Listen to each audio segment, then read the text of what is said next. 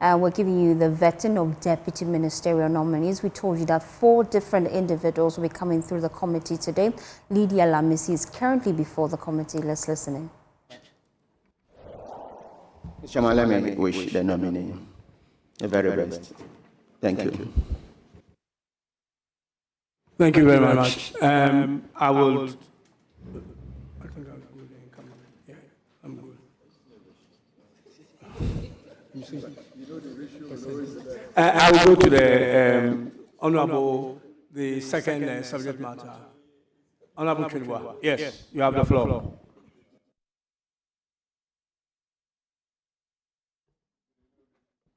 Thank you, Chairman. Honorable nominee, congratulations on your nomination. Thank you very much, my brother. I have got a few questions for you. I believe you would be able to give me the responses needed. So, Honorable nominee, I believe you know there has been significant work done by the previous administration in transforming the public sector. And the key tool that has been used is through what we call e-governance or digitalization. And I'm sure you are conversant with the name when we talk about digitalization. This has led to successes like the Ghana Gov platform, as we know, the paperless port system, GRA payments, which is digitalized, and so on and so forth. All these have been done to make sure the public sector works, and it has even gone beyond the public sector, like we have the national ID and so on and so forth. Do you believe that digitalization and e-governance is indeed the way forward to transforming the public sector? Do you believe in that? And if you do, what will be the new frontiers for you? Because a lot of work has been done already in terms of e-governance. If you believe in it as the way to transform the public sector, what would be your own new frontiers? I want us to hear from you. Which areas, what are you going to do in terms of e-governance, if you believe it is the way forward? Thank you. Thank you, Mr. Chairman, and thank you for that question. Yes, I do. I do believe that digitalization is the way to go. Yes, some work has been done. The gift mix system, the current payment system, but that is not enough. I am here to strengthen what has started already, to strengthen all the digital platforms that has been started already. You know that there are offices or there are some departments. For example, Shraj. They don't even have enough computers. They don't have workable computers that you can just transfer one file to the other. So it is my responsibility to continue from where you started and make the public sector efficient, modern, and robust. Thank you. Okay, Mr. Chairman, I Now, just... a second or you follow up? Yeah, a follow-up, a clarity, more or less. So Honorable nominee, thank you. I just need a bit of clarity. You know, you talked about getting computers for certain departments and so on. Yeah, computers, they are basic to work with, you know, in this modern world. But I wanted to understand really, like I said, we have the Ghana Gov platform, we have the paperless port system, we have the GRA payments now, digitalized, and these are the programs. Even if you go further, talk about national ID, mobile, what about operability, and all these. What would be your own new channels? What are you going to do? Computers are basic. What is on your mind? What have you planned in terms of e-governance? What is on your mind? Thank you very much, Mr. Chairman. What is on your mind? Thank you very much, Mr. Chairman. I cannot work alone. I have to work with the communication ministry. I have to work with other government ministries and agencies so that the work will be done. Thank you. So there's going to be a collaboration between agencies, ministries, and other public service officers. Thank you.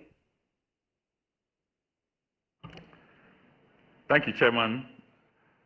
Yeah, that's your response. Not fully convinced if, maybe you need to think through to... Honorable, please go to your next question. Thank you. Thank you, Chairman. Thank you, Chairman. Honorable nominee, my second question, you know there's a budget that is scheduled to be presented soon.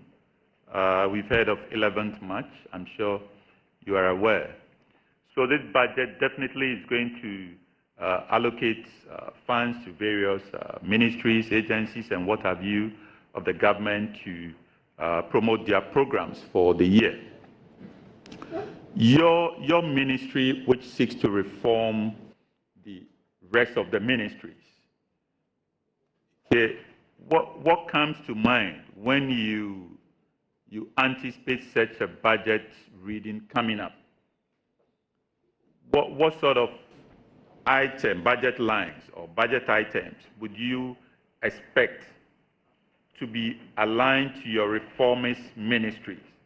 In your own view, what would you require to be able to succeed in your new reformist sector? What really do you think that should be allocated to you? I'm not talking about numbers, but in terms of focus areas, what do you expect to be allocated, to you? Thank you very much, Mr. Chairman. Sorry, honorable member, know that the nominee is not here to basically tell us what is to come in the budget. Her responsibility this morning is to basically tell us how competent she is for the job that she's going to do. So let's not make it too technical, please. Thank you, Mr. Chairman. In fact, the question I'm asking is really innocent. It's not technical at all. What I'm saying is you are coming into a ministry, a reformist ministry, and you have a plan on your mind. I'm sure once you were called and informed that you were going to be given this ministry, then you would have a plan on your mind that I want to do A, I want to do B, I want to do C. All these plans, you would need some budgetary allocations to promote them. So that is what I'm asking you. What has been on your mind, that the areas that you want to promote? I'm not saying tell us how much you want the minister to give to you or whatever. Which areas do you think, if the minister supported you through the budget reading, would help you to promote your reformist agenda? That's all. Thank you, Mr. Chairman. This question, I believe that my brother understands that my ministry is a minister of state in charge of public sector reforms. My budget is coming from the presidency, and I trust the finance minister that he will do a good job to make sure that my ministry and the presidency has enough allocation to prosecute our programs. Thank you very much. Thank you, Chairman. So, a follow-up, I believe. So if you got to the ministry, yes, you are trusting the minister to do a good job to anticipate all your plans and give you something to run your ministry. What if, at the end of the day, all your plans, nothing really matches to what is in the budget? Because you are only hoping that it's done, but you don't seem to have your own plans as to what really you would need funds to do. What if at the end of the day, nothing really is allocated to support the areas that you want to use to reform the entire government ministries. Thank you very much. I don't think that His Excellency the President John Mahama will appoint me as a minister designate and will not inform the finance minister to make allocation that is necessary for the running of the ministry. I believe that the discussions have gone on, and therefore I trust that my office or my ministry will be given the necessary allocation to run the programs of the ministry. Thank you. Thank you very much. You have a last question, I believe. Last question, please. Thank you, Chairman. Honorable nominee, your ministry is really one that can make the difference in terms of the entire public sector. Okay. Do you believe in performance-based accountability, i.e., certain performance objectives, certain performance targets for every civil servant, and ensuring that their various ministries assess them, and at the end of the day, based on balanced scorecard, either promote or demote or reward them or otherwise?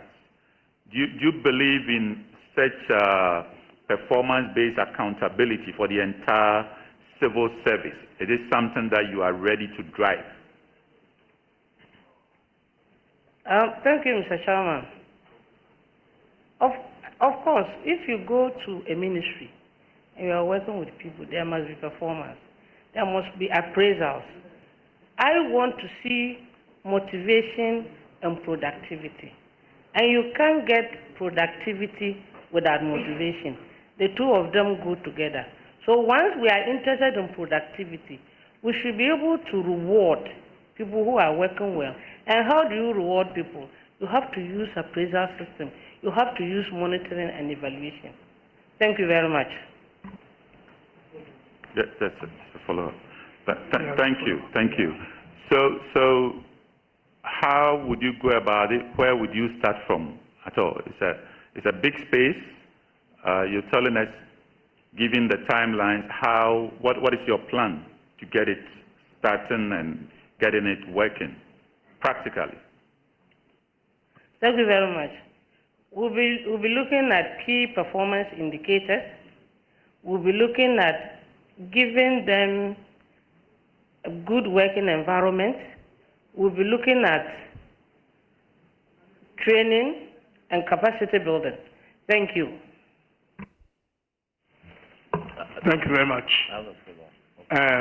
Yeah, please go ahead, follow up. Yeah, go ahead. Chairman, thank you very much. Madam Nominee, as you may be aware, the previous government started some reforms in the public sector. Indeed, if I recall, there was a minister also in charge of public sector reforms. Is your assurance to this committee that you start from where they left off? Is that your assurance to the committee? Thank you very much. Yes. Thank you very much. Yeah, I think you've exhausted your questions. Yeah. Now, you please.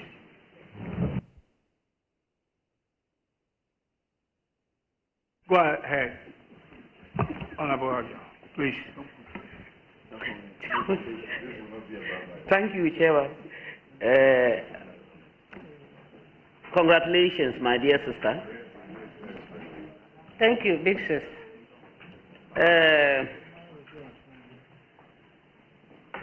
Your ministry is the public sector reform area.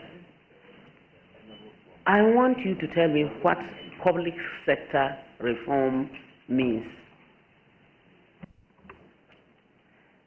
Public sector reform means interventions that will bring out efficiency, effectiveness, and responsive public sector service and public sector service delivery. Thank you. My second question is, in your response to one of the questions, you mentioned GIFMIS.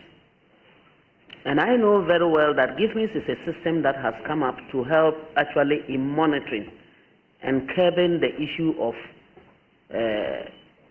some leakages, losses, and what have you.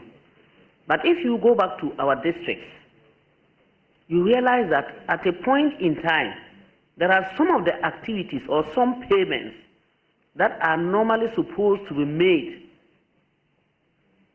And the officers there will tell you, especially budget, they will tell you that unless they get a response from Accra, they will not be able to make that payment.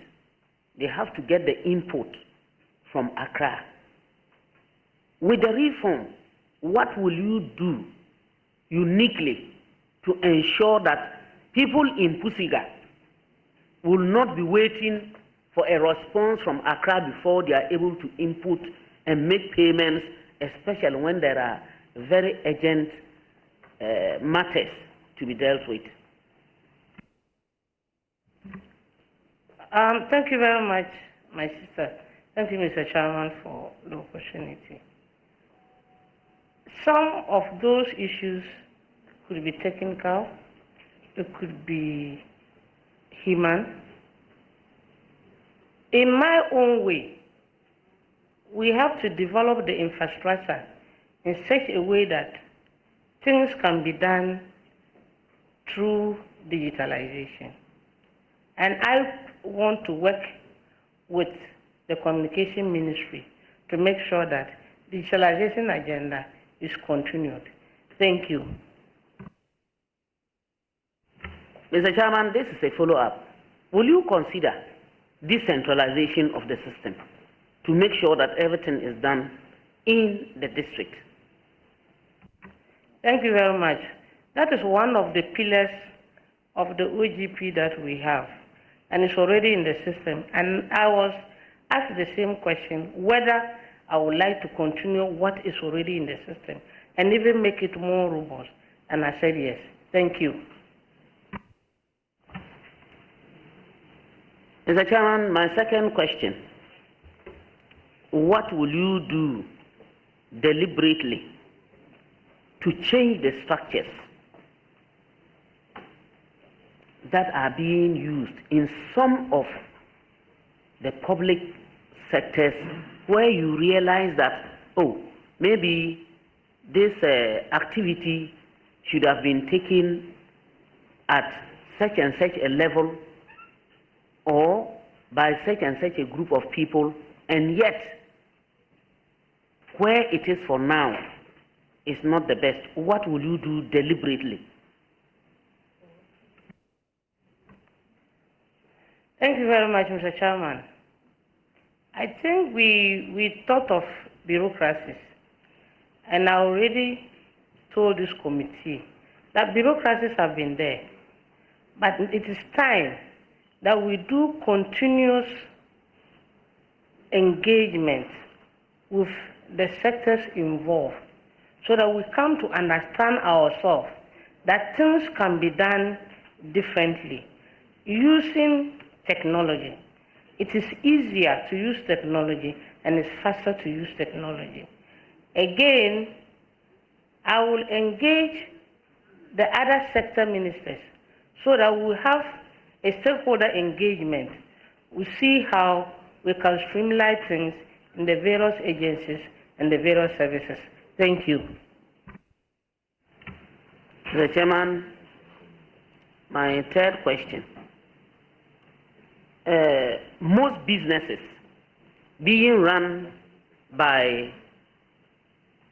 mostly being run by our women, especially petty trading, across borders, you realize that the women sometimes have a challenge of cross-border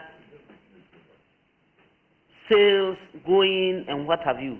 Because you are going to bring about reforms, and most of the ministries, you actually have the opportunity of dealing with them.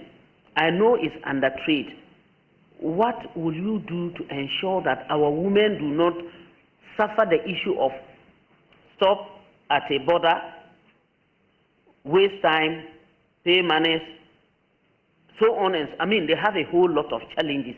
Let's take it Togo and Pusiga, or Togo and Burkina, or better still, Timpani and Burkina. We know, and Togo, we know we are in Ghana, we are very close to Togo.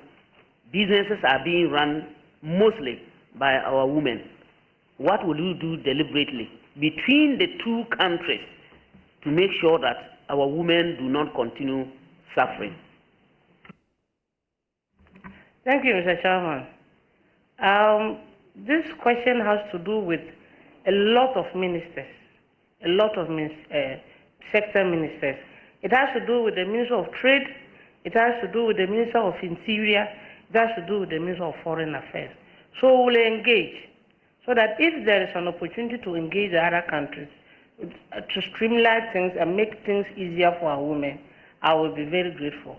And I will do that as and when I am approved. Thank you.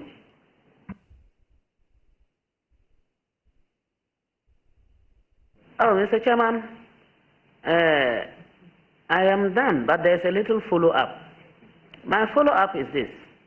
You see, I am saying this because at the end of the day, most of these women, as I have mentioned, are not mostly financially sound. I know we have Maslock, maybe we have other agencies that can support in whichever way.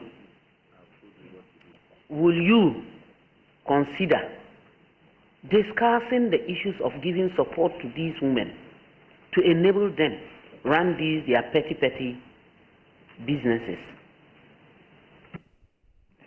Thank you, Mr. Chairman. What my sister just said is a concern to every woman in this country, that we want to help ourselves.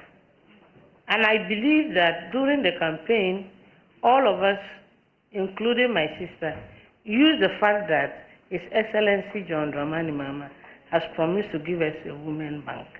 So I will try as much as possible to engage the gender minister to see how we can help our fellow women to have something, to put food on the table of their children. Thank you. Thank you, Mr. Chairman. As I have any question, my mantra, you see, I won't leave it. If I leave it, it will look as if I don't love you or I don't like you. So I will say, for those who want to always hear and want to take it and put on TikTok, make me more popular, I will say congratulations and bye-bye. Thank you very much, Hajia. I will now come to my left and yield the floor to Honorable Patrick Boama. Thank you. Thank you, Chairman.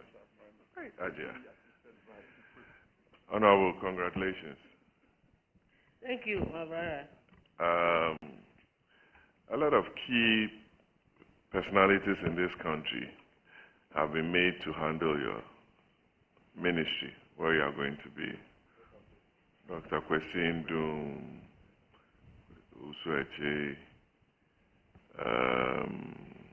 Honorable Kujo from EFIA. It's a very important sector that has received a lot of funding from the World Bank. A lot. And I'm sure during your briefing, you were told about the Public Sector Reform for Results project, which the World Bank gave the government of Ghana $35 million for some 16 very important agencies of state. I'm sure you've received some briefing on that. A lot of the frustrations Ghanaians go through some of these institutions, the DVLA, the Passport Office,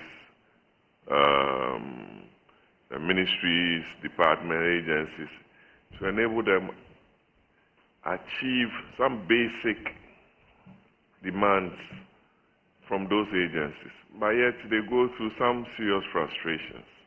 That is why I believe the President has also followed the cue from President Kufuor, President Mills, and President Mahama to make you a minister. What are some of the key deliverables that you want us to remember you for as Minister for Public Sector Reforms within a space of 4 years to have achieved during your tenure? Thank you. Thank you, Mr. Chairman, for that question. I think my brother also forgot that the senior minister was taking care of the secretariat before now. I've gone to the secretariat, I've seen the work that he has done, and when I was asked this question, I answered in the affirmative that I will continue the work.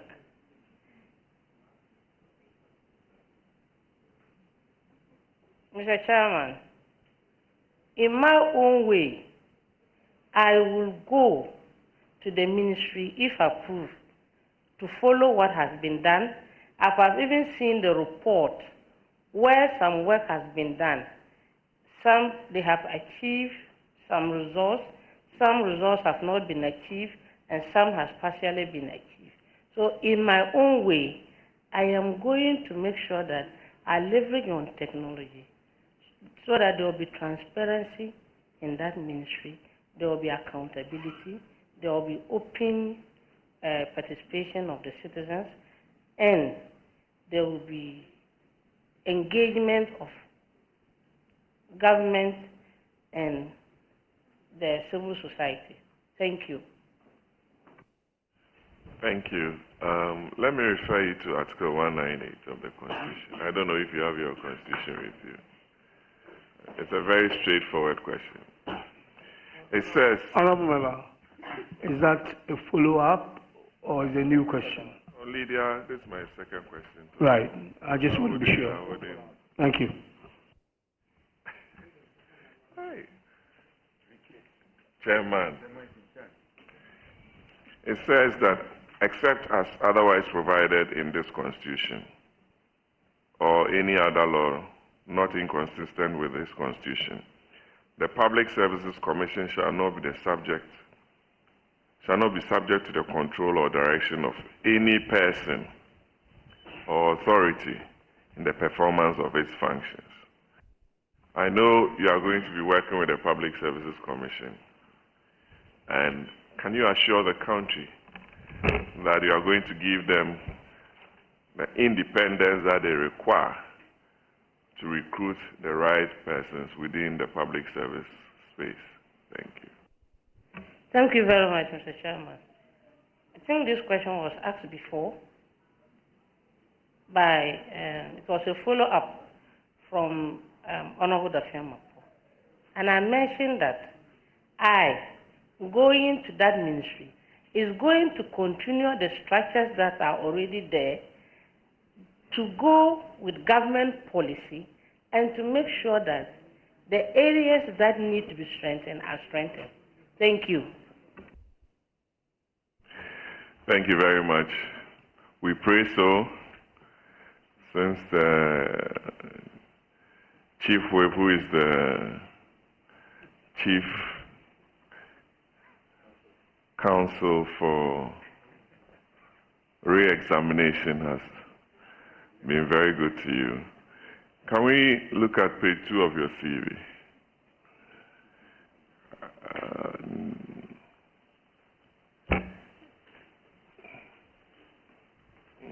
1987 to 89 New Driving Secondary Technical School, blank, and 2017 to 2020 Managing Director of Nyonyini Commercials Limited. Why is that space blank? Because from there you proceeded to Sandeman Secondary Technical for your O-levels. Thank you. Thank you very much, Mr. Chairman. I went through the 5-year system, and I started my secondary school education in New Driving.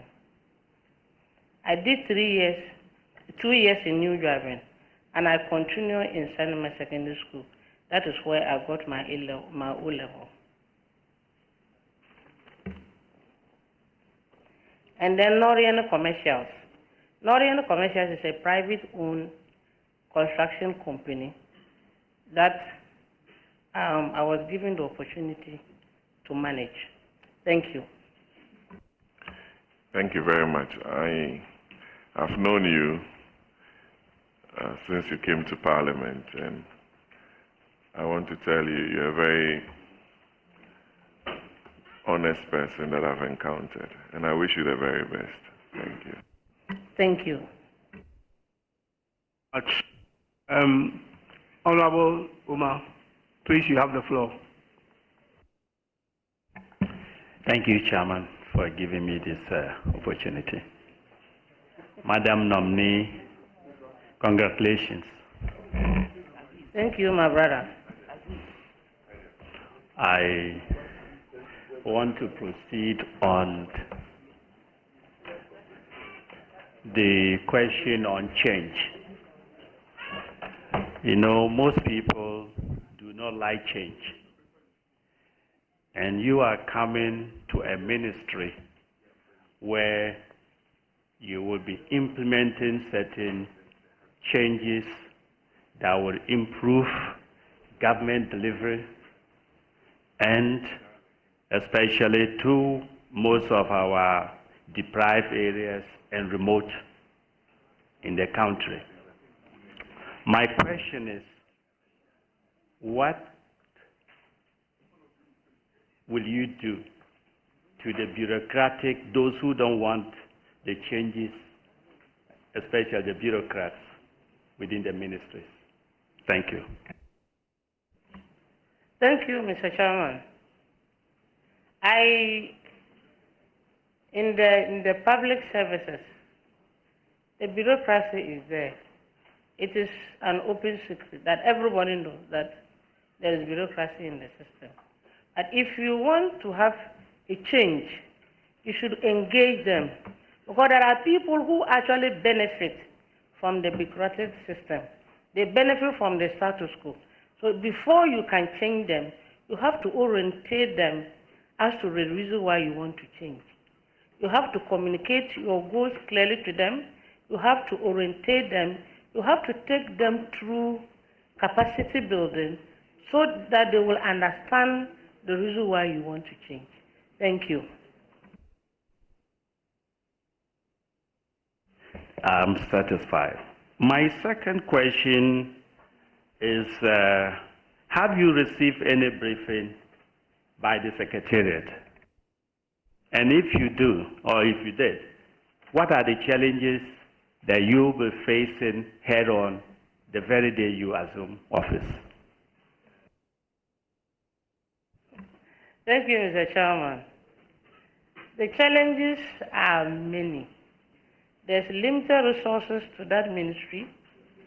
There's bureaucracy, corruption. There is a lot of paperwork that we need to understand why there's a lot of paperwork. And even the scarce resources that they have at the ministry, it's not enough. Apart from funding, the resources there are not enough for them to work. Thank you.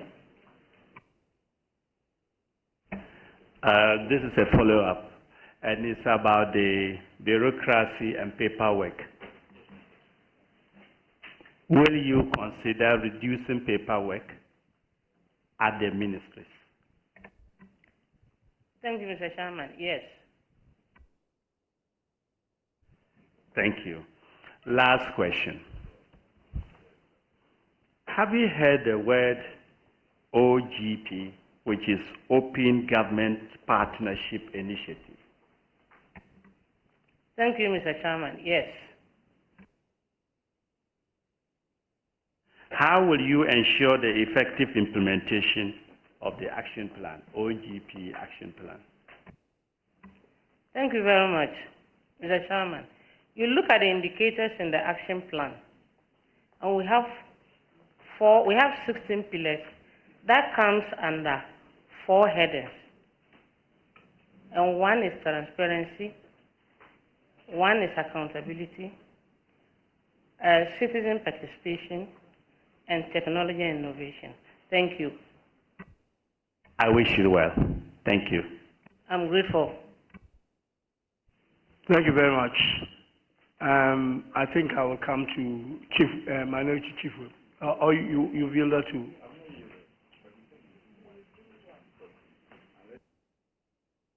Reluctantly, yes. Yeah, this one. Thank you very much, Honorable Chair. Congratulations, Honorable Nominee. Thank you very much.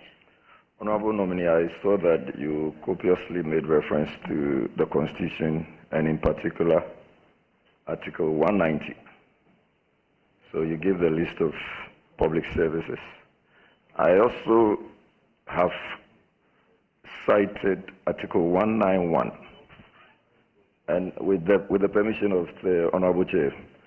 So 191B, with the permission of the Honorable Chair, if I may read, it says that a member of the public services shall not be dismissed or removed from office or reduced in rank or otherwise punished without just cause.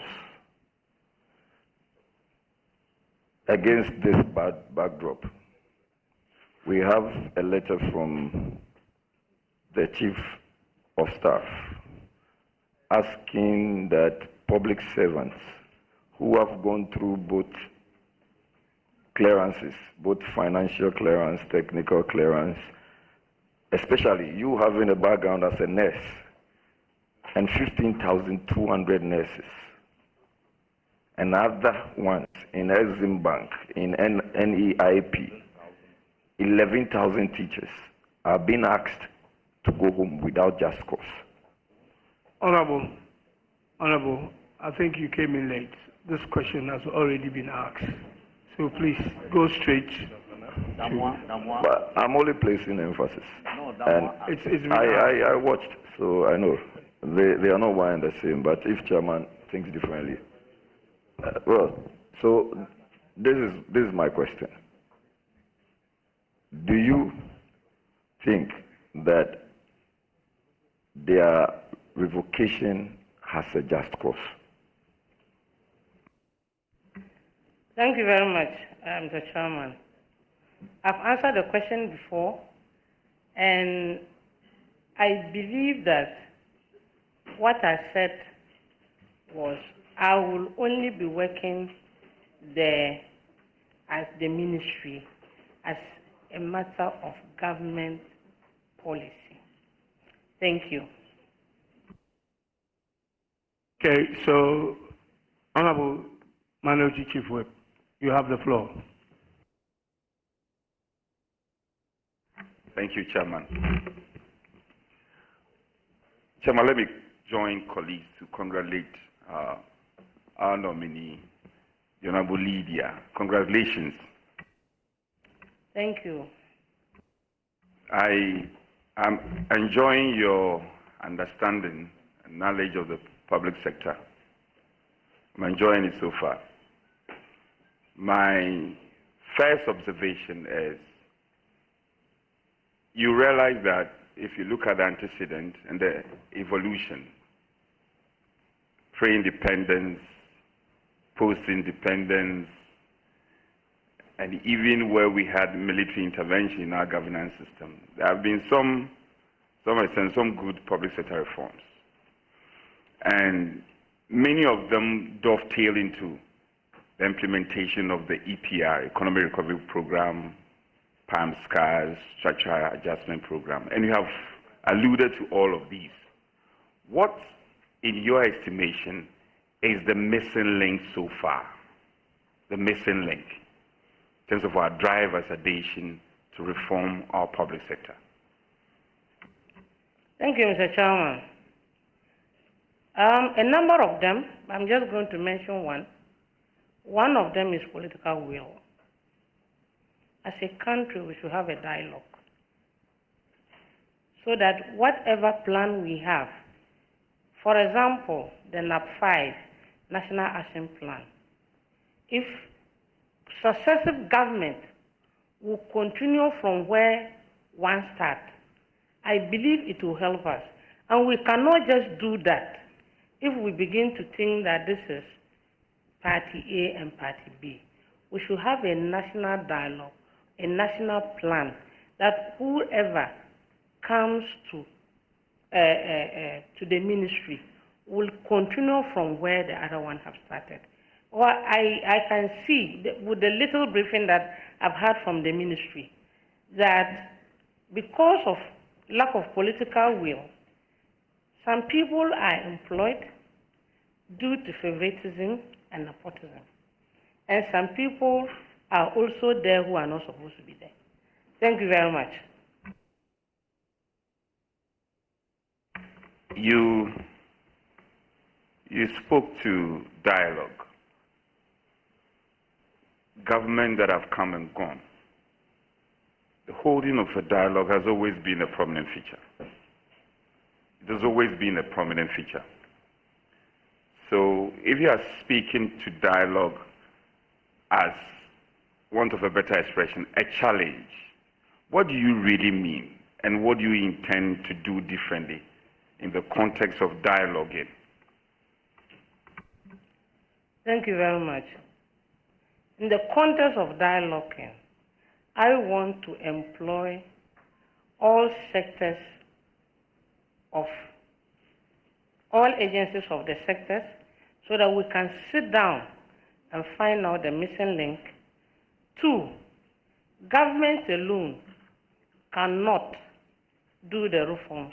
We need the private sector to be part and parcel as a stakeholder for public sector reforms. Thank you. Honorable Nobini, you do know, as I also do, that your policy of 24-hour economy is become very popular. Indeed popular.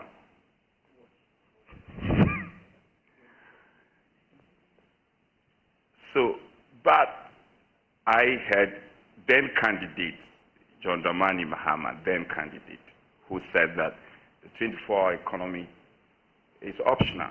It's an optional policy to do or not to do. In that context, also carrying into the future that you are going to, as you define public sector reform, efficiency, effectiveness, digitalization, etc. What will be the relevance of your 24-hour economy, and how do you intend to buy into this? Thank you very much, Mr. Chairman. The 24-hour economy, His Excellency said to do or not to do, is becoming his policy.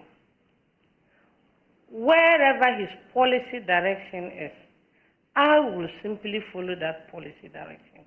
If he's going to do the 24-hour economy, it will do us good. Me and you know that we are going to employ people in the security services who will take care of us when we are, will take care of businesses in the night. I know you are going to tell me that, oh, we have a lot of security personnel, but if we add more, it will help us. As to whether he will do or he will not do, it's a government policy. Like you people had in your manifesto the last time, one village, one dam, one district, one factory. It was your campaign message. It was your policy. Thank you. Mr. Chair, sorry. Honourable nominee, I think we should watch some of the words. You people, it's unparliamentary. Thank you. Sorry, Mr. Chair. I withdraw that.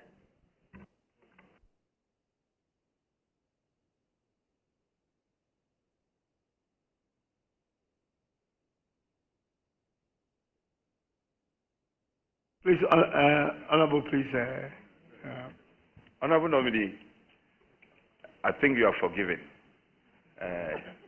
Colleagues have forgiven you. In one of your statements, you said if, and you premised your statement if the President, His Excellency, will implement the 24-hour economy.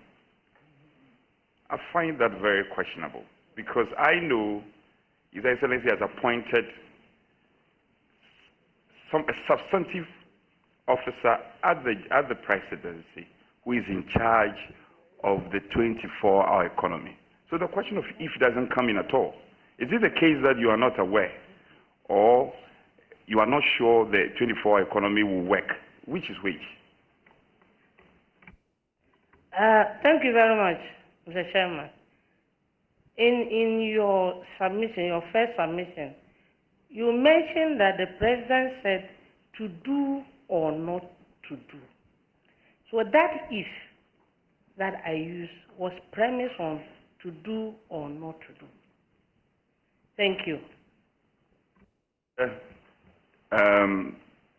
She defined public sector reform earlier. You recall you defined that, do you? You recall you defined public sector reform? Please answer. Yes, please.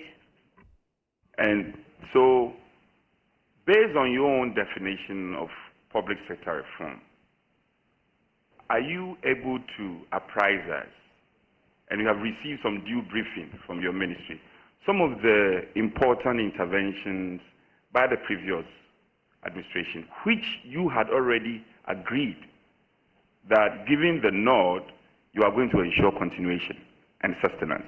Would you be glad to run us through some of them that you find important and should be sustained going forward? Thank you very much. What I'm going to mention is captured in the National Action Plan 4 and is co-created with the National Action Plan 5. Those were the achievements in the public sector when it was being overseen by the senior minister, Honorable Osofo-Maafo. I recall during the briefing, I heard there was some activities that was done with the passport office, DVLA, births and deaths, just to mention a few. And again, in legal terms, some laws were also passed, some acts were also passed during the implementation of the NAP 4. I think I've seen a couple of things that has been done. Thank you. Mr. Chair, I'm just rounding up on my questions. I'm rounding up. The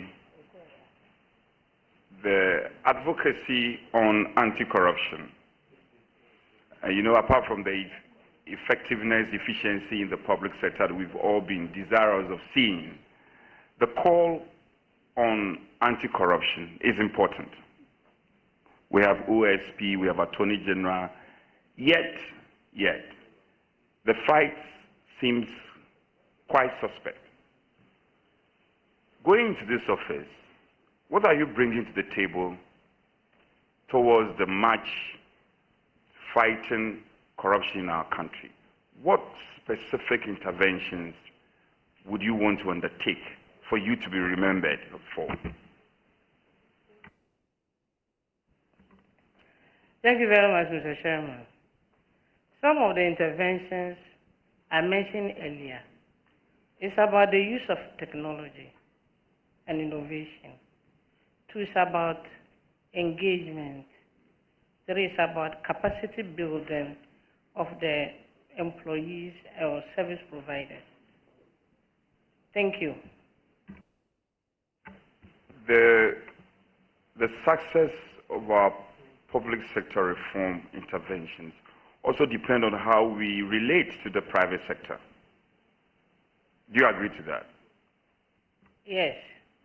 So, if you do agree, what interventions should we engage in to strengthen the dialogue between our public sector reform? Because if we reform our public sector and it doesn't cascade into our private sector reformation, it will be lopsided. So is it the case that you are not looking at it from just one angle? You're also looking at how the private sector and the public sector can both marry effectively. Thank you very much, Mr. Chairman.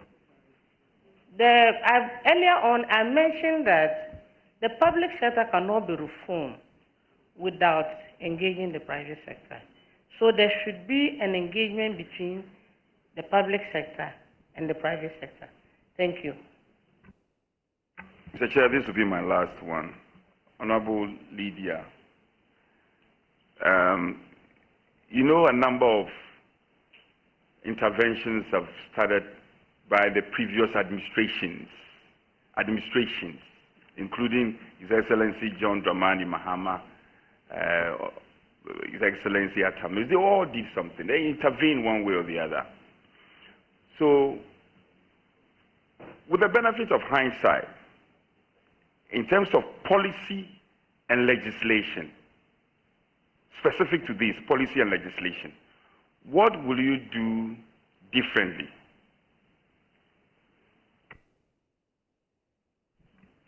Thank you very much, Mr. Chair. What I will do differently is to employ technology, innovation too, and then to engage with all the sectors.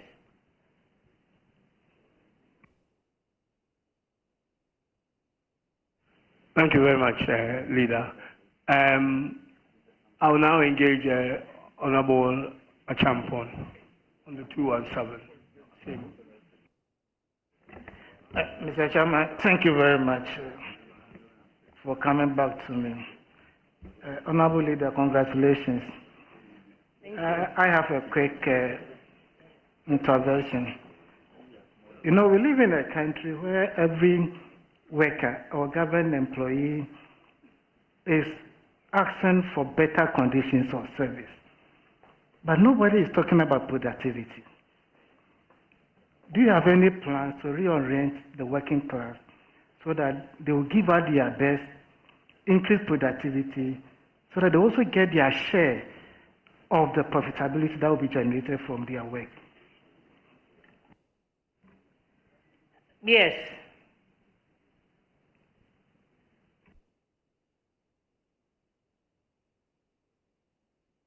Thank you. Now I will let Honorable Roxanne, and then I'll come. Yeah, you're done. Yes, he just asked a question.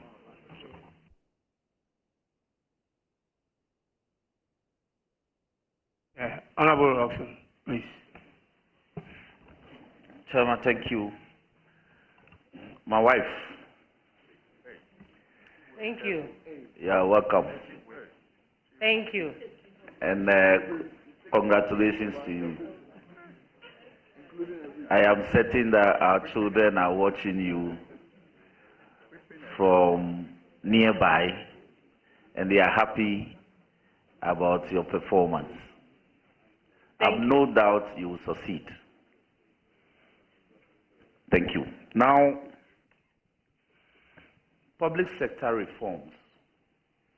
It took on this name from about 2005, but from between the middle of the 80s to the 90s, there have been major reforms in our public sector.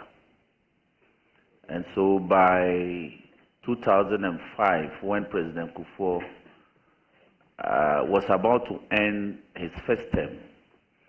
As part of the African peer review mechanisms, an office ought to be created under the aegis of the then senior minister, if you recall. And so concrete, deliberate government policies were channeled or were implemented via that office. Now, we've had reforms and within the educational subsector. Today, university admissions are mostly online. When we were entering a university, you had to purchase the form and fill and submit. Today, it's no longer so. Admissions are communicated via cyberspace. When you pass your West African exams, West African Examinations Council exams, you can access your results online. And when you are qualified to progress, GES has rolled out a platform called School Placement. And so you no longer travel to your school to ask your headmaster to admit you. You were placed, and then you only go for your admissions. Now, you no longer go to notice board to check whether you've been admitted or not. Land administration, major reforms. I recall championed by my own professor, Professor Kwame Jan, led the major land reforms. Land transactions are generally becoming smoother now, even though we still have bottlenecks. The judiciary, today court processes are filed online. Judgments are delivered via online. Or lawyers receive court judgments online. As part of our rules of procedure today, a defendant or a party to a case can be served online. Those are major reforms. In fact, as part of the first phase of the reforms, when the computerization project was introduced in the 90s, it led to the construction of the modern court complex in Accra under Professor Notes. Major reforms. And just a couple of months ago, the immediate past government was running or had an office for public sector reforms and had a project for reforms for performance.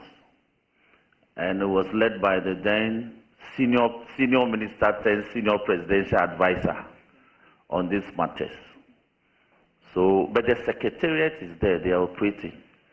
And our national program between 2018 and 2023, the 5-year program is ended. We need a new action plan.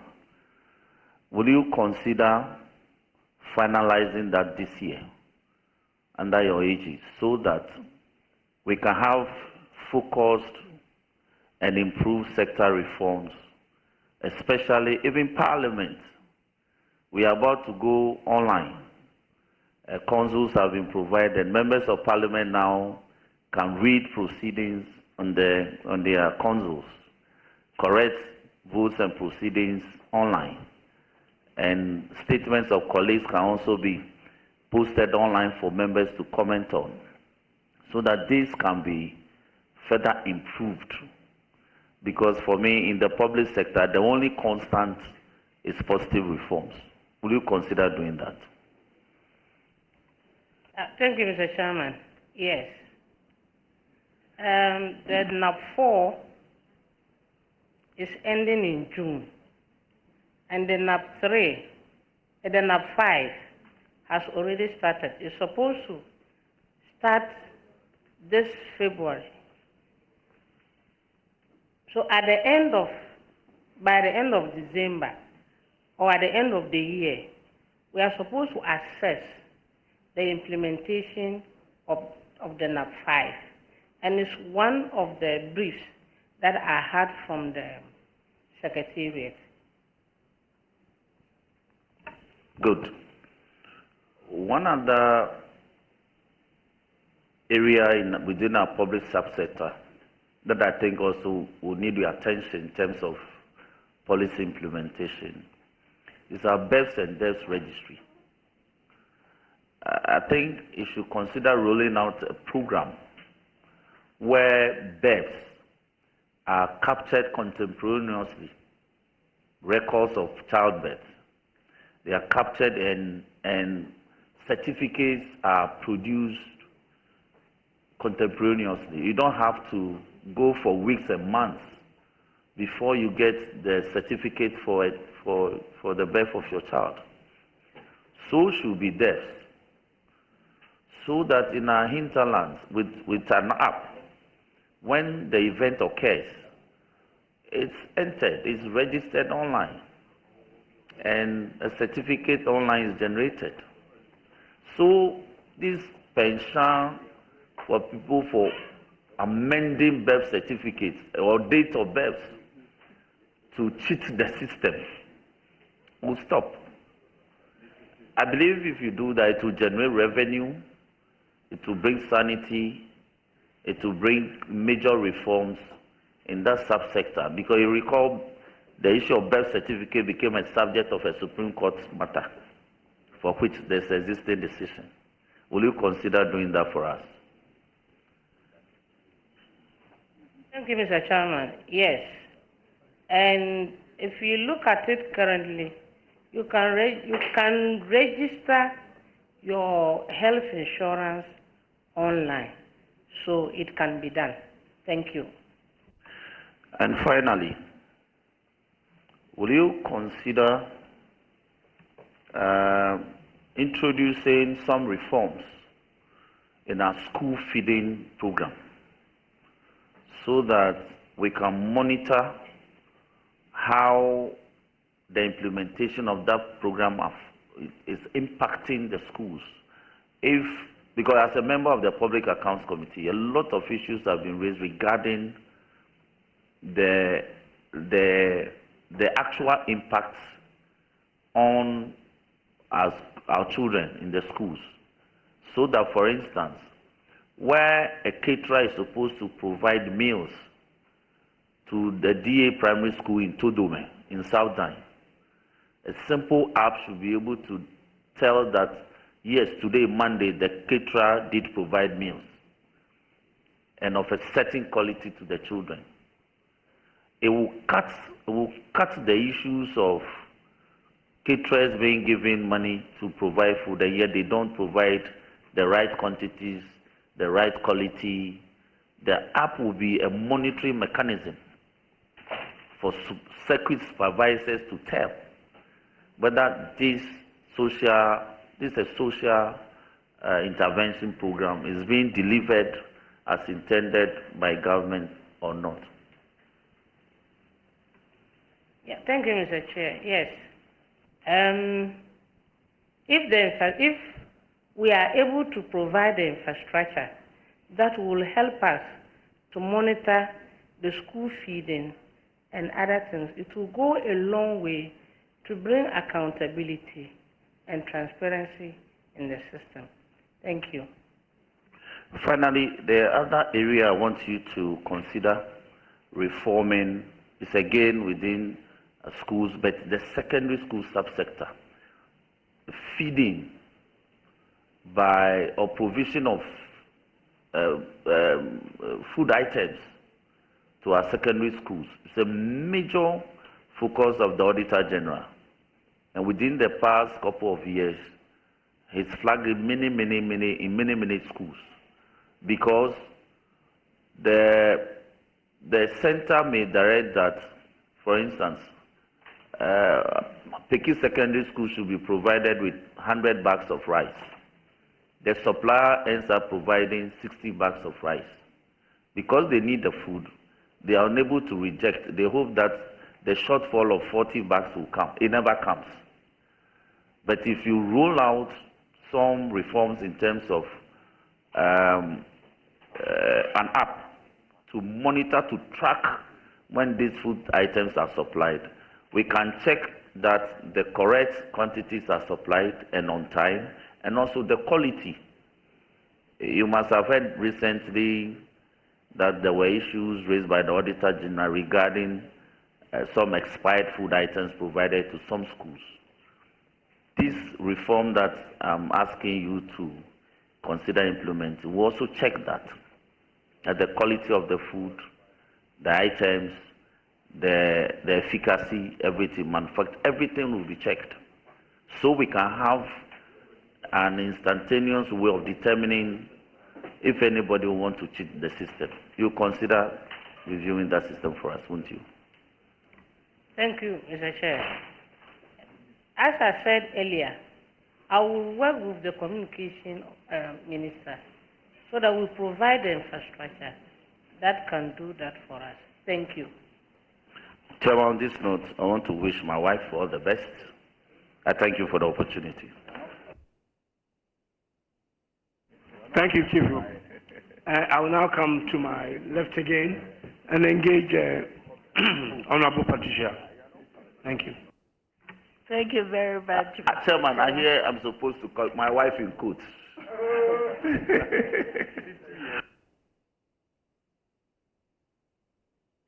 Thank you very much, Honorable Chairman. Honorable Lydia, adding my voice to the numerous people who have congratulated you, and I must say that I'm proud of you as an individual who, among the very few women that have been appointed,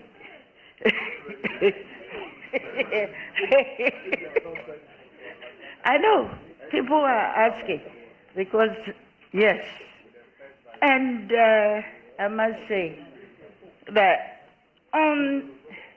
somewhere in February, sometime last week or so,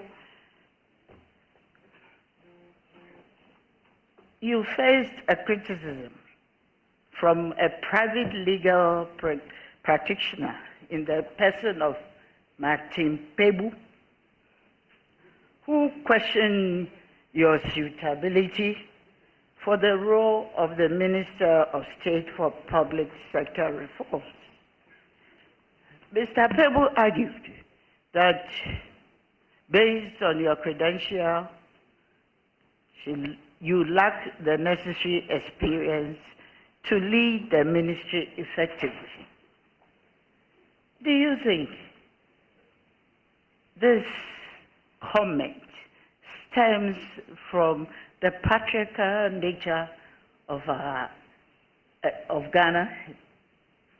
And if not, how are you going to position yourself to prove him wrong?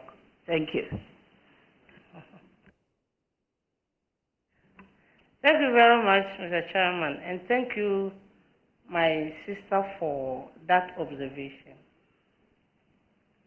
It is when people are in the public domain, everybody has the right to express his or her opinion. I started my career as a staff nurse, rose to the rank of a senior nursing officer. I have been in the public service for not less than 15 years. From there, I went to NADMO. I worked as a senior disaster management officer.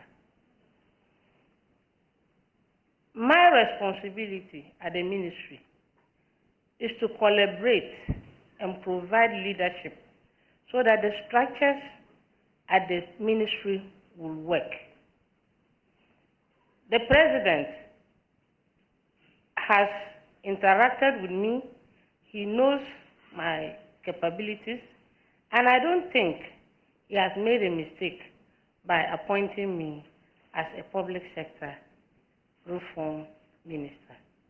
And I want to assure Ghanaians and lawyer Martin Pebu that if it is about your experience, they would have asked professors to be the president of this country because they have a lot of experience, they have learned a lot, or the Minister for Health should have been a professor in health and not any other person. Thank you very much. Right, thank you. Honorable nominee. Honorable Chair. Honorable nominee. You provided us with your task clearance certificate, and I made an observation on it. And I realized that in 2023, you paid more taxes than in 2024. If I go through your CV, you don't have any extra business going for you. And I believe that maybe we'll have to cross-check and find out what kind of information did you provide them to give you that kind of, because the 2024, you paid something far less than what you paid in 2023. Thank you. Thank you very much, my sister.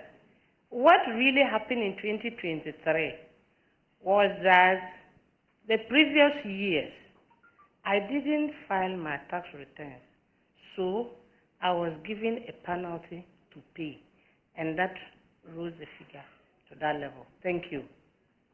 Rightly so. There's something that I normally do, and it's, since you are going to undertake public sector reform, one of the questions that I would like to ask you, my sister, is whether you are very conversant with the Affirmative Action Act. Thank you. Thank you very much, my sister. Mr. Chairman, yes, I was part of the discussions. If you remember, when we went to Koforidua together, I was a friend to the committee, and I was part of the discussion. I can't read all the sections in that bill, but at least I have some knowledge about the Affirmative Action Bill. And it was one of the achievements of the NAP4 in 2023 and 2024. Thank you. Right, thank you very much. Then to follow up, may I know what you're going to do? Because you are very much aware that women's participation in politics and leadership still remains very low. So what initiatives would you push to encourage more women to take up those leadership roles? Thank you. Thank you, Mr. Chairman. And thank you, my sweet sister. I myself am a role model. If I give you my story, you would like to be like me. So I'm going to mentor young ladies in that ministry to become what they themselves aspire to be, and to encourage them. In the old English language, they will say the sky is the limit.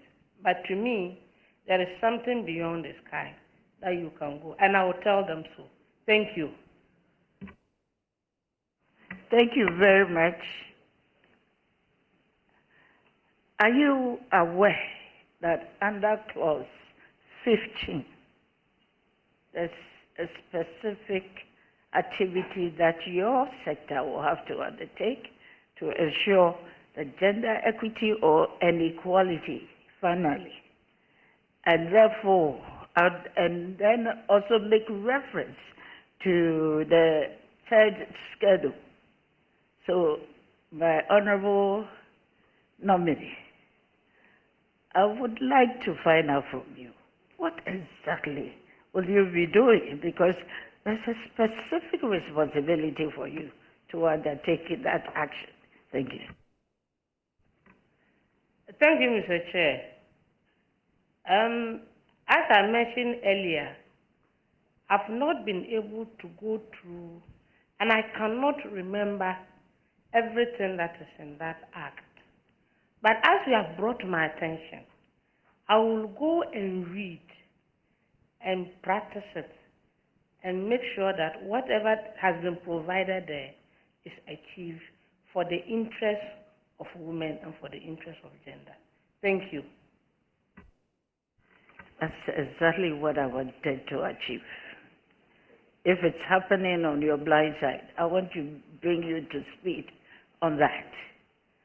And one aspect that we are also trying as much as possible to ensure that there will be reforms in that is that what strategies will your office adopt to ensure public funds are equitably allocated to programs specifically targeting welfare and women and children? Thank you. Thank you, Mr. Chair. For the ministry, I think there are already programs and policies at the ministry that is also geared towards women and gender issues. And when, by God's grace, I am approved, I will make sure that I will carry on that to the latter. Thank you. And finally, Honorable, we are very much aware of how you became an MP.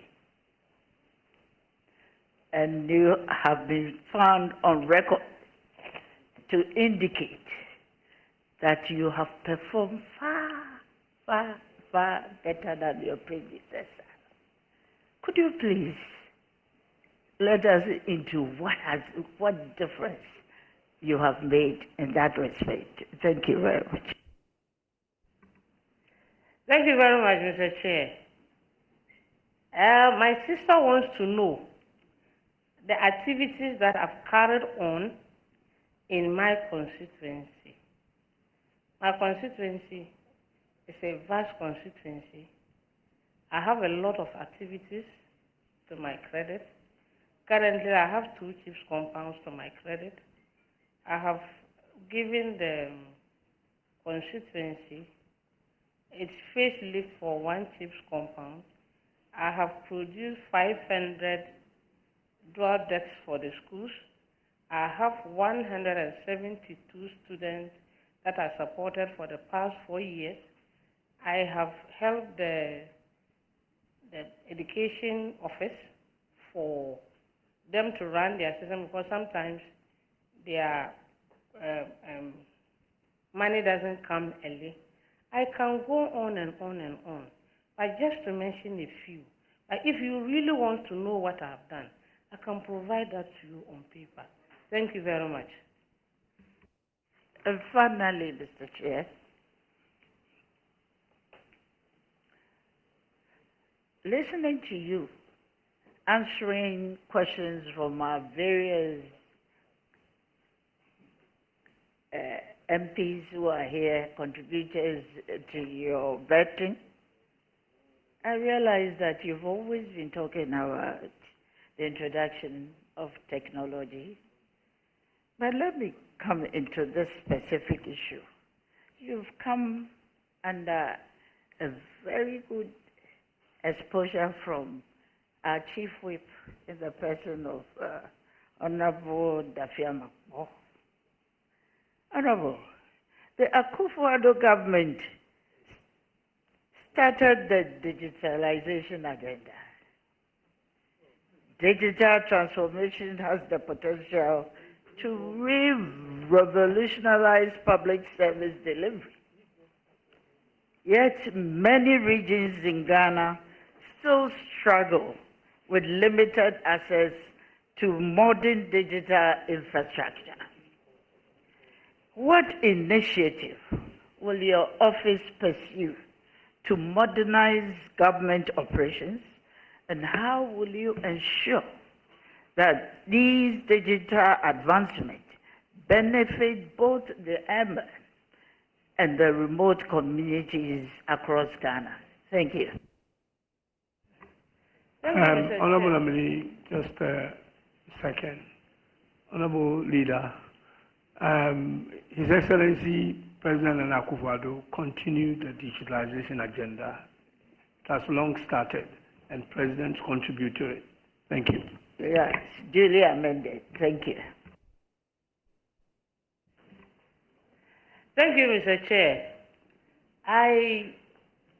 During one of my answers, I mentioned that digitalization is a key driver to our public sector.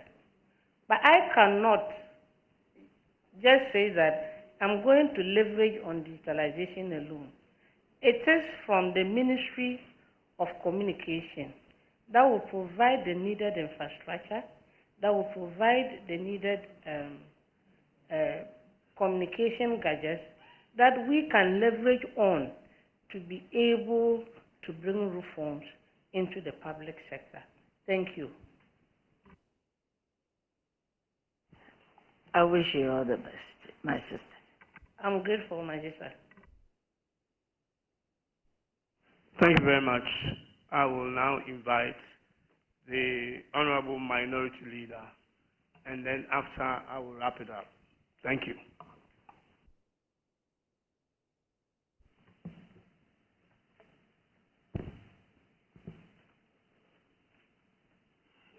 Honorable nominee, on your CV,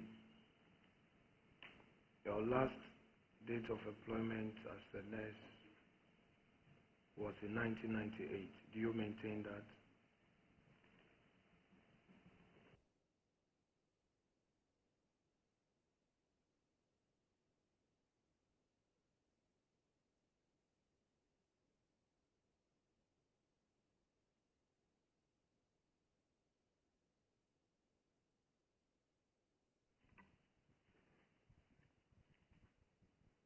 Thank you, Chairman. I don't know which page my senior leader is talking about. Page 2 of your CV. Page 2 of my CV says that. Maintain that. Yes. Okay. Now, you went to Central University to pursue a Bachelor of Science in Nursing between 2009 and 2011, correct? Yes, Mr. Chairman. Were you on steady leave with pay, or you went on your own? Please, I was on steady leave with pay.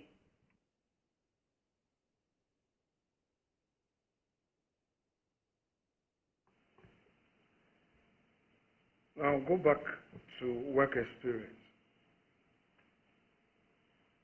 You have indicated that you worked between 2009 and 2011 as a nursing officer, Presbyterian Hospital, Boko, correct?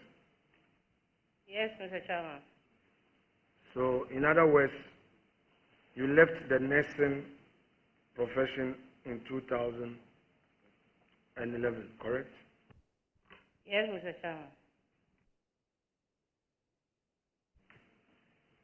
You benefited from steady leave with pay, and upon graduation, you left the service, correct?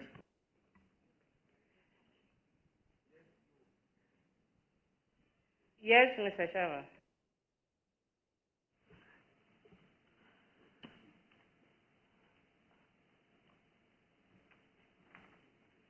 The state sponsored your studies, correct? Yes, Mr. Chairman. And after the state has sponsored your studies, you left the system, correct? Mr. Chairman, I didn't leave the system. I was not working as a nurse. I continue my education. No. Honorable nominee, I am dealing with what you have stated on your own CV. So take it easy with me and appreciate what I'm saying. On your CV, work experience. In fact, you have signed on that page to authenticate the records, correct? Yeah, I need you to answer for Hansan. Yes, please. Yes. You benefited from steady leave with pay between 2009 to 2011, correct? What Bachelor of Science in Nursing. Nursing. Yes. What really happened was that I went to school in 2009, and my salary was stopped in 2010. Did you take a steady leave with pay? I took a steady leave with pay, but Boko Hospital didn't sign for me because it's a church institution, it's not a government institution. It was under the administration of the Presbyterian Hospital. So what about 2011? 2011, I sponsored myself in the school. Thank you. So you left the system soon thereafter? Yes, please. After graduation? So how many years did you practice as a nurse?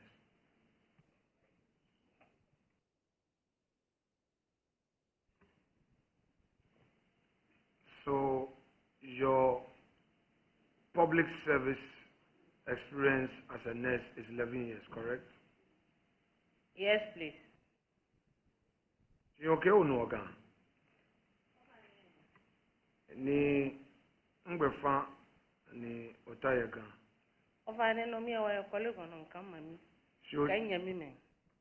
You no chunu ye jame. Ofane da bi no mi ya school. Ini le na ote bokuno ya ote school ye jame, correct? Ofane ni ngbe middle school na ni ya chano ye new driving. Ngbe new driving na ninte transfer ya send my secondary school ni ya gbe na. Ni ya chano ya boko nurses training college. Ni ngbe ni ne ta cholete six form na. When Honorable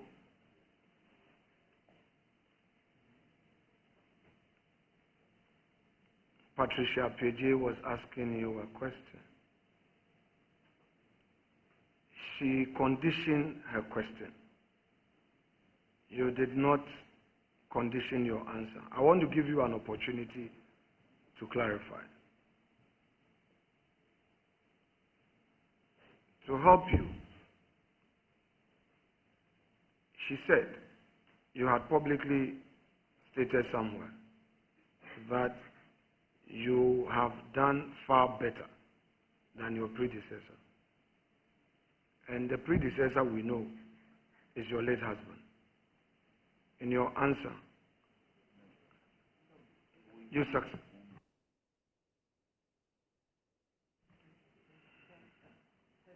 Thank you, Wait, Mr. Chair. I'm not done.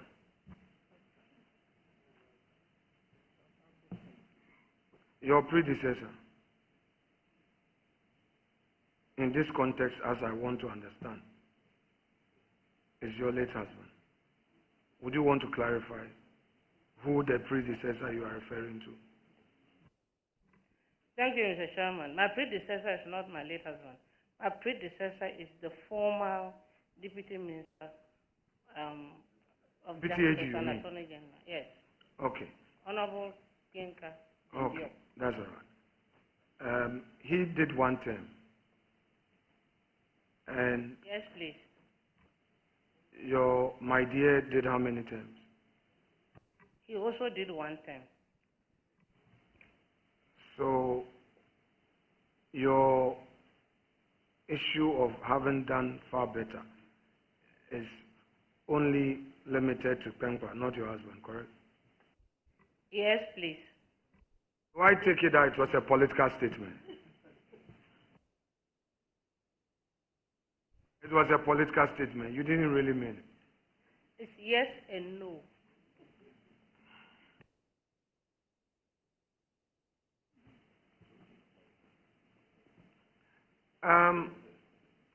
You had an issue with Mr. Martin Kpebu's comments. No, please. No, you did, because you said if it were to be so, then we should be having professors to man our ministries, and the health minister should have been a professor. Are you therefore suggesting that you need to only be a professor to have the requisite knowledge? I just wanted to understand what you meant. Honorable Member of Parliament seated right by the nominee, be reminded that the nominee is on oath, and if you will be engaging in this, you will not be helping. No, please, Honorable. He's capable. She's very capable, please. She's very capable. Yes. Yes, proceed. I'm done with the question. I'm saying that you were suggesting that it only takes a professor to be considered for a political office. That's the impression I got. Not really, but if his statement says that I don't have the requisite experience, I believe that he meant somebody who has the experience, a professor who has the experience in public sector reforms. Okay. Now, you indicated on your CV that you read LLB at Mount Crest. You were done in 2016. Why didn't you do the bar? Thank you very much.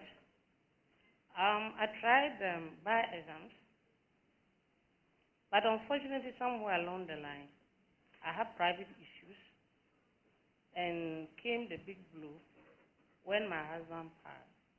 So I didn't have that requisite mind to study and go and write the exam.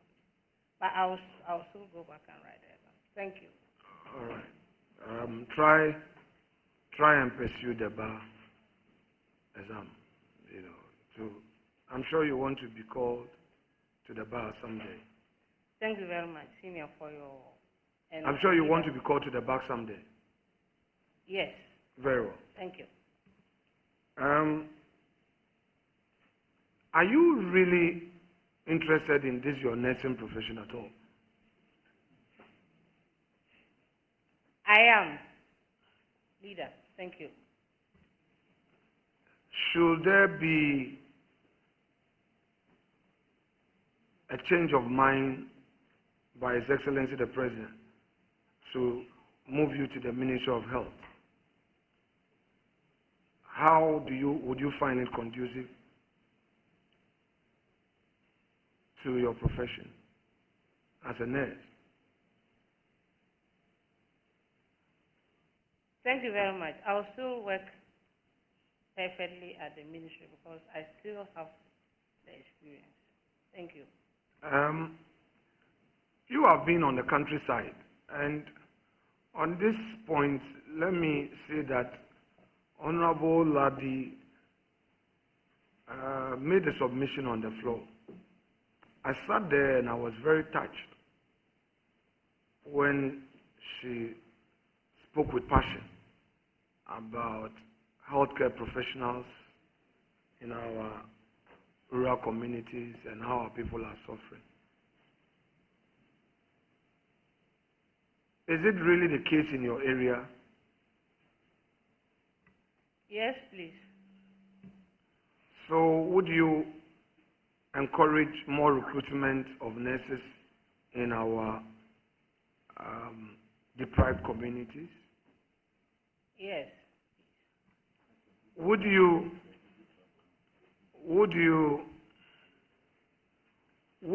find it disturbing, a situation where, as you stated, there is a need to recruit more nurses, and that nurses have been recruited who are working, saving lives, and for some irregularities, supposedly, these nurses have to be sent home, as in dismissed?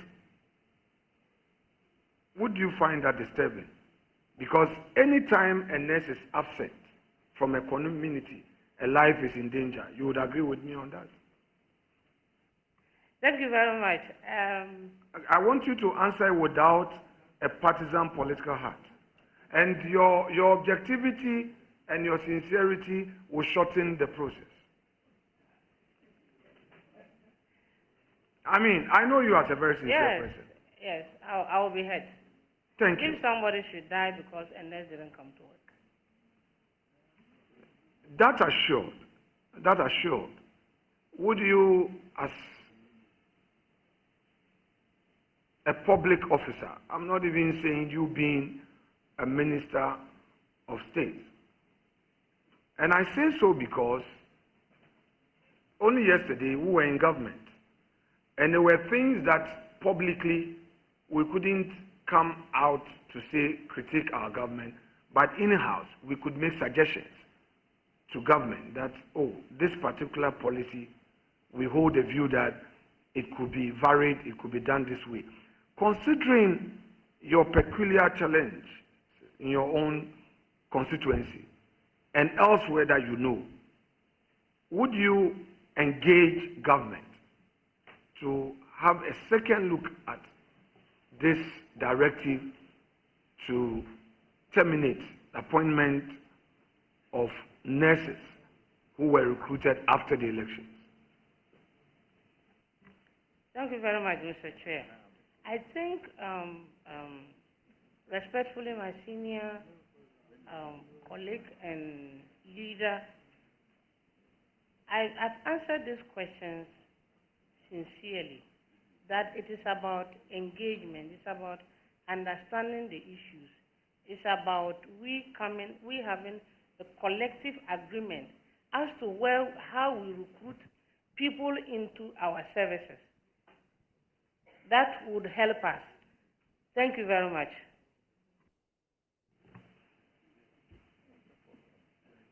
Now,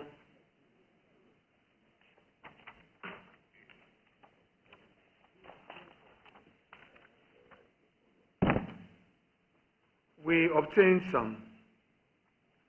some information as part of our background check. And, you know, adverse findings about us or comments about us are like a bitter pill on our tongue.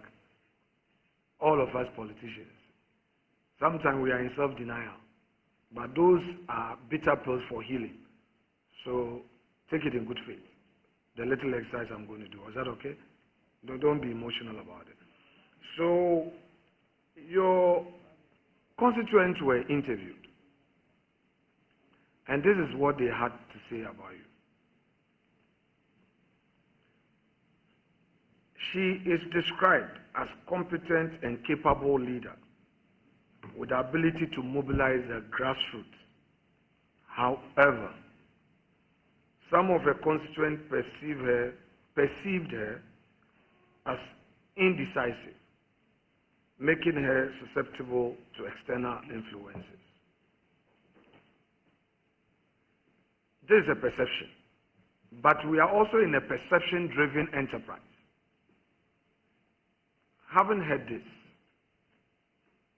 and having regard to the fact that you are going to lead a public sector reform, what assurances do you have for those who perceive you as indecisive?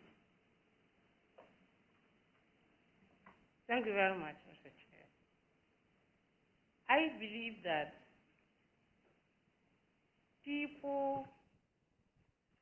when people are interviewed, everybody has something to say. There's a good side of me.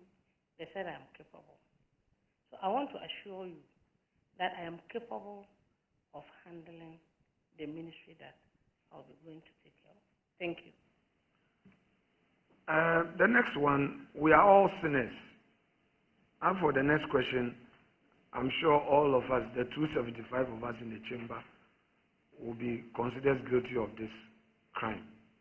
However, you are on oath, so I would put it out. A section of NDC party supporters and sympathizers have accused her of not answering their calls. What do you say to that? Thank you, Mr. Chairman.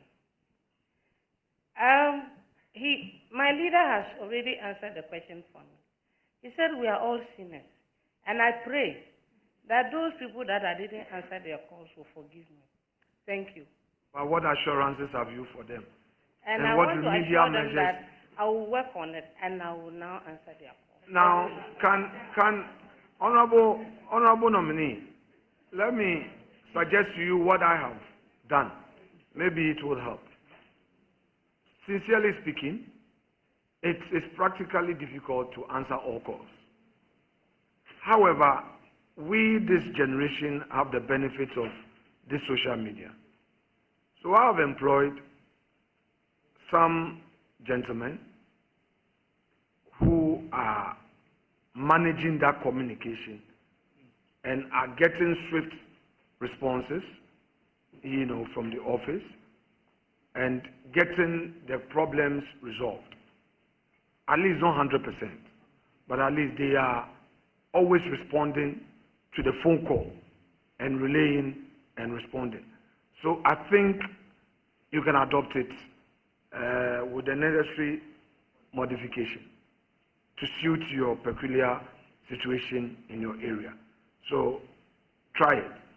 It's worked for me because it can be very overwhelming, so that's about it. However, they conclude by saying that you are known to be calm, a good listener, polite, respectful, and you relate well with people, especially your chiefs. So I would want you to take that, as a compliment and take advantage of those virtues to do your work. Now, there is also an issue that I need to bring to your attention. One of your own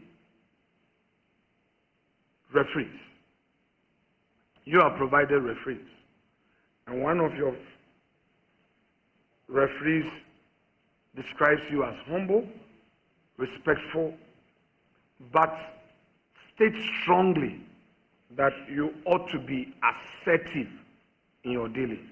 Your own referee, one of them. It says that you are humble, respectful, but you ought to be assertive in your dealings. What do you say to that? Thank you very much for all the narration and the compliments. Those who reveal who I am, I'm grateful. Once somebody says something about you, the person wants you to work on it. I will work. I will do everything diligently in my power to work on all those my flaws. Thank you. Honorable nominee,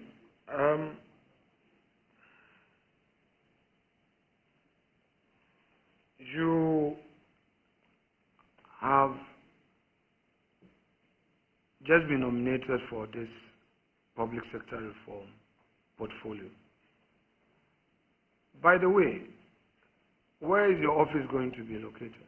You said you received some briefing and all. Where are you going to have as your office?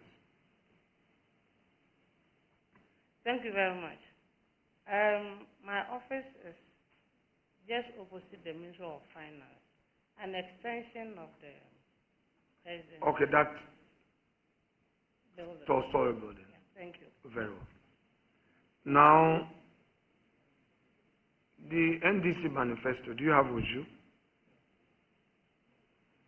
No, please.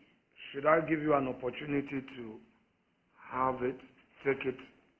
Can we excuse you to bring the manifesto to the table?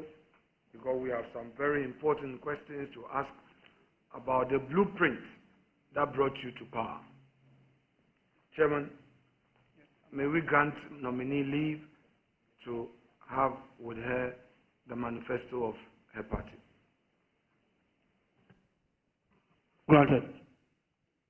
Thank you.